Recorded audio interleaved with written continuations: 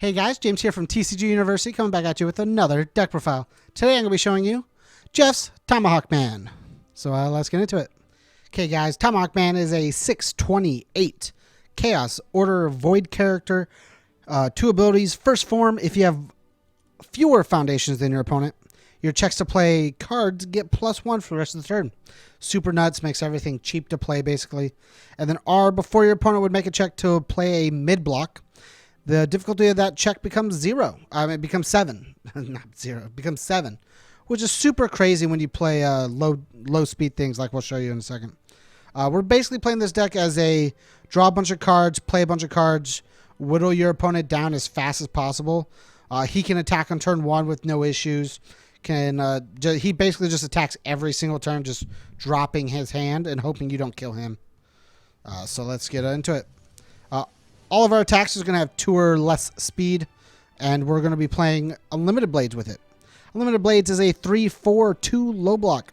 We'll never use the form to give things flash, but E, if your attack has a printed speed of 2 or less, draw 1 card. After it resolves, you may add this card, this one, from your card pool to your hand. Super strong, super good.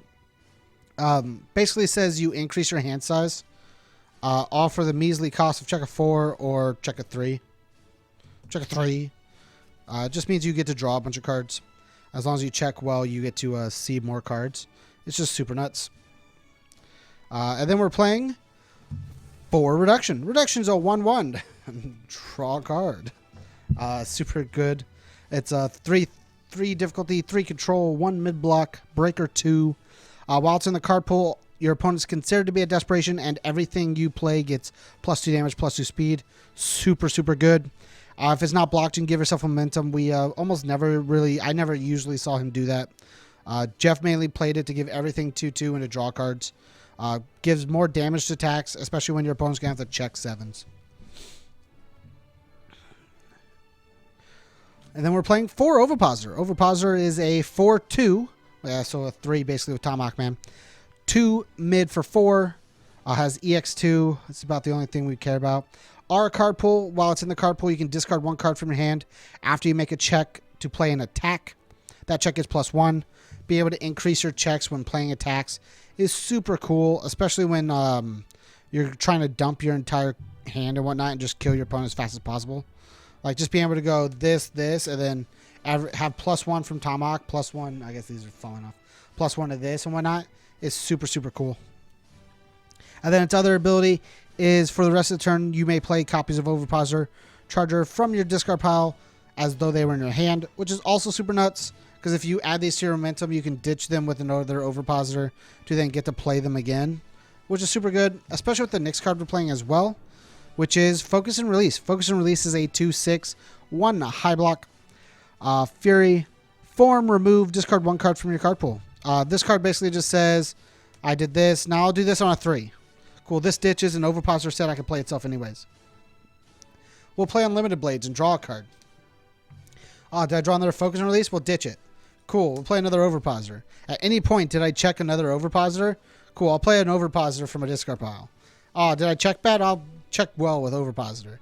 Ovipositor just gives you a lot of possibilities to play more attacks. And Focus and Release just says you get to play more Ovipositors. And especially with like Reduction on board. Where is it? Reduction. Getting to play all of your Ovipositors. Oh, that's not an Ovipositor. That's an Ovipositor. This is a 4 for 6. 4 for 6. 4 for 6. 4 for 6. Just with this and Reduction is 24 damage. Like, it's nothing to laugh about at all. Next, we're playing for Queen of Hearts. Queen of Hearts is exactly what I thought Jeff was going to build this deck with. I had a couple of speculation on what people were going to build their decks with this week. This was one of the ones I was hoping to see.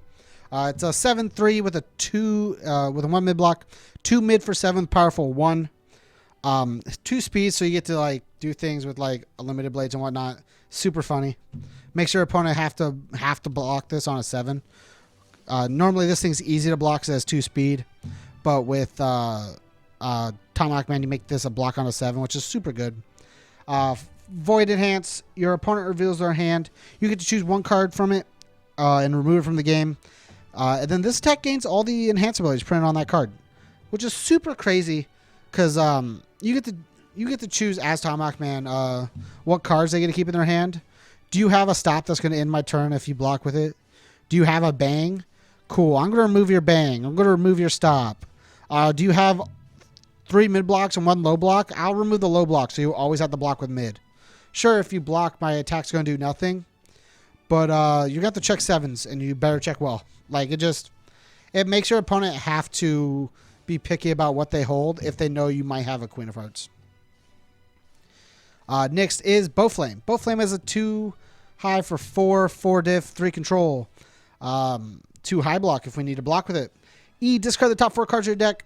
If you discard it and attack this way, you get to draw a card and give +1 to your next check, which is super crazy because milling 4 could put more overpositors in our discard pile. And giving plus or a check just means things cost less. And whenever we don't have to commit for things is really nice. Like just, did I check well? Oh boy, is this a nice day. And then you get to draw a card, which having +1 hand size and a character that just wants to play as many things from his hand as possible just means we get to play more cards. And then the last attack in our deck, 4 Silver Tomahawk. It's a 0 mid for 5 of the 3 high block. Basically, all of these on mid blocks are check 7s. I think the only attack that's not mid is Bowflame, which is really funny to me. But Bowflame does its job. E, if you have fewer foundation than your opponent, this gains stun 2, which is super, super good. And then R, before your opponent would block this attack with a mid block, change the difficulty of that block to a 5. You never use that because you get to make things 7 with Tomahawk Man. But just being able to stun your opponent because you built less is like super wrong in my opinion. It just feels dirty, you know? As well as just being able to send a 5 damage attack on a 3 diff. This is a 3 diff. This is a 3 diff, 3 control. It's a 0-5 with stun 2 that you have to pass on a 7. Like, that's crazy.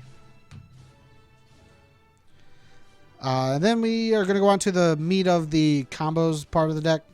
We got 4 One with Nature. This card's really good because we dump cards from our hand to increase checks and give damage with its other ability.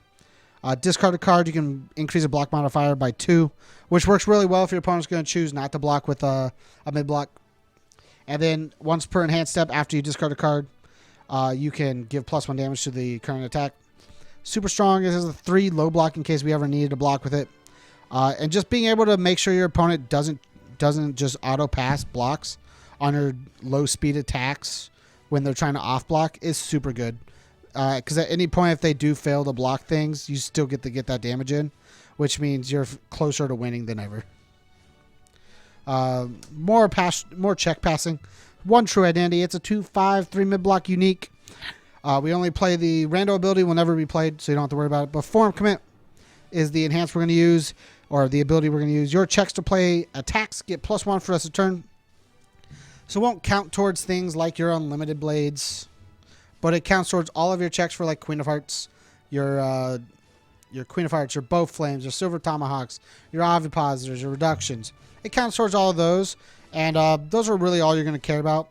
Unlimited Blades just means you get to play more, and at some point you will have to stop playing Unlimited Blades because you won't be able to pass them. But after that, being able to play as many attacks as possible is really what we're aiming for. I think he should have played more of this, but I guess he didn't want to. 1 built for the tournament. It's a 2/5 unique 3 high block. E, your attack with 2 or less speed gets stun 1. R, discard 1 card. After your attack with 2 or less speed is not blocked, draw 1 card.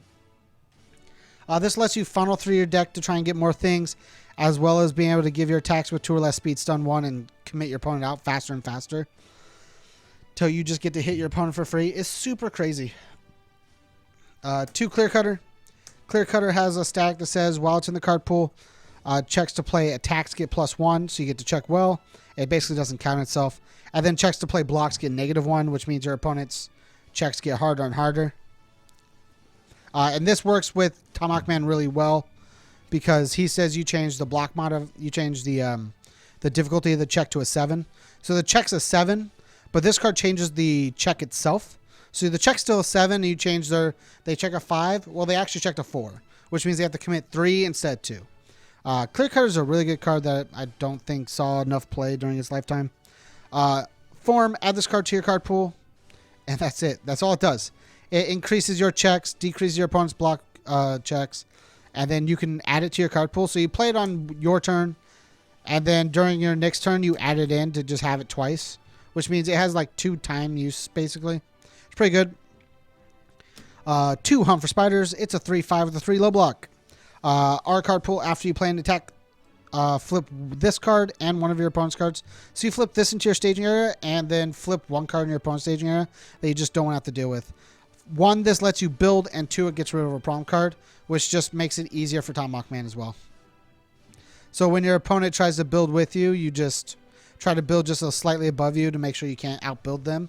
And you stay super low. Like, you build 3 and they build 4. They know you're going to get the +1 for a turn.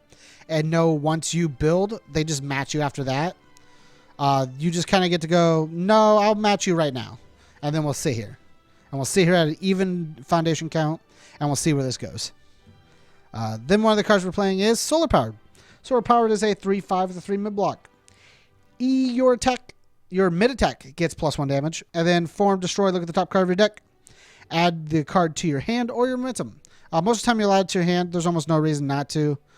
Just because you want, unless you're using momentum for something, just because we use our cards in our hand for like Overpositor to do stuff, One with Nature, stuff like that, just to make sure we pass cards.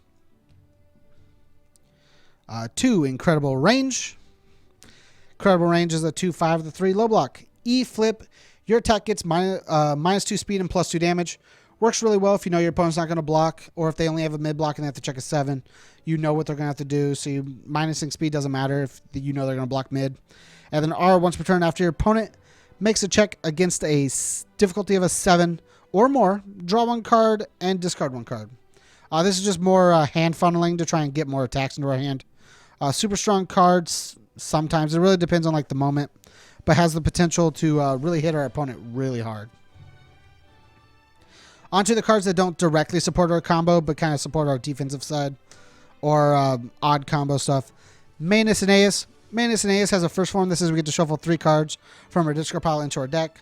We can shuffle in 5 checks if we want to make sure we check well, or we can shuffle in attacks to make sure we draw certain attacks. Like if we checked all of our reductions, if we want to see another Queen of Hearts, if we checked all of our Overpositors and we didn't kill them, and we want to see Overpositors for the next turn. This just allows us to do that. Then commit, your opponent chooses 1 attack in your discard pile. This attack gains all the enhance abilities printed on that attack.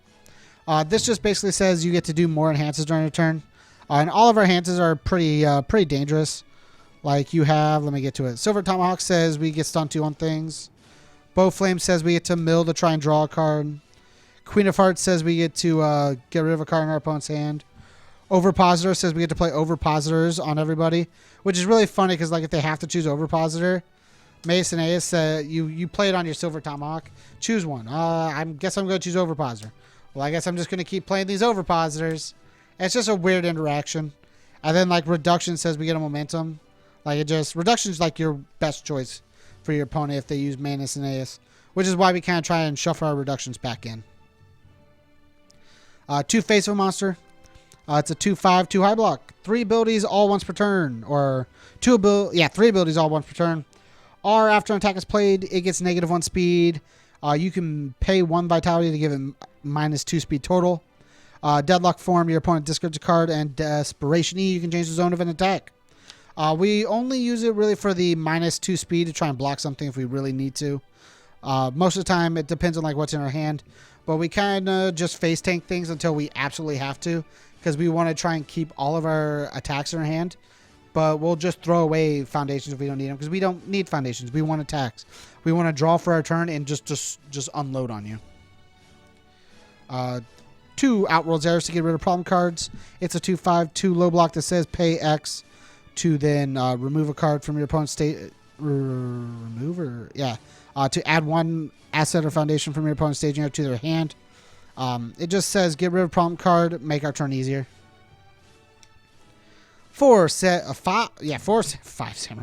Roboto. It's a 1/5 with a 3 low block. E, ready one of your opponent's foundations. Your attack is +1/+1. Depending on like what's going on, If your opponent has no hand, giving +1/+1 for free is crazy.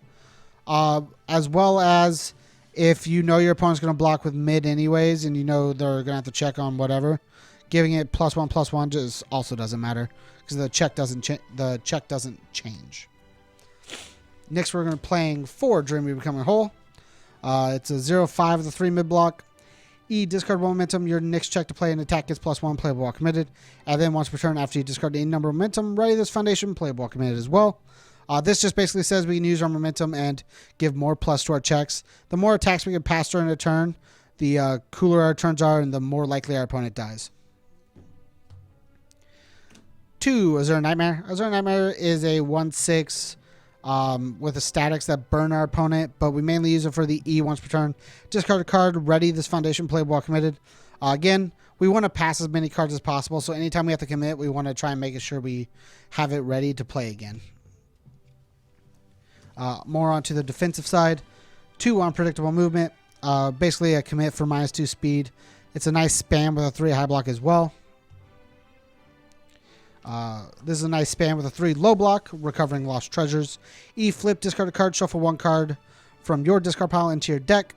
Your next check to play a card gets +2, which is just more check plussing off of our Tomahawk Man, making sure we pass things for free. And then the last card we're playing is 2 Word Light. Word Light is a 2/5 with a 3 high block. We mainly use the top ability, E, flip, choose one enhance ability printed on one of your opponent's foundations. Your opponent must play the chosen ability on that card, or they pass their next enhance step. Or they pass for their next enhance. This basically is like a pseudo flash. You can choose something that's committed. So like if I committed this and it doesn't say play while committed, you can use the Word Light to make me choose this. And then I have to play this enhance or I pass. And I'm not allowed to play it because it's not playable while committed. So I must pass. And then when it comes back to you, you go, I'll pass. And then since both of us have passed, the attack goes to block step and we just go to blocks. Card's really strong. Thanks again for checking out the profile, guys. If you like Jeff's Tomahawk Man, let him know down below. If you would like to leave a like, comment, share, or subscribe, guys, that'd be awesome. If you want to support us, go to patreon.com/TCG University. And as always, guys, stay learned.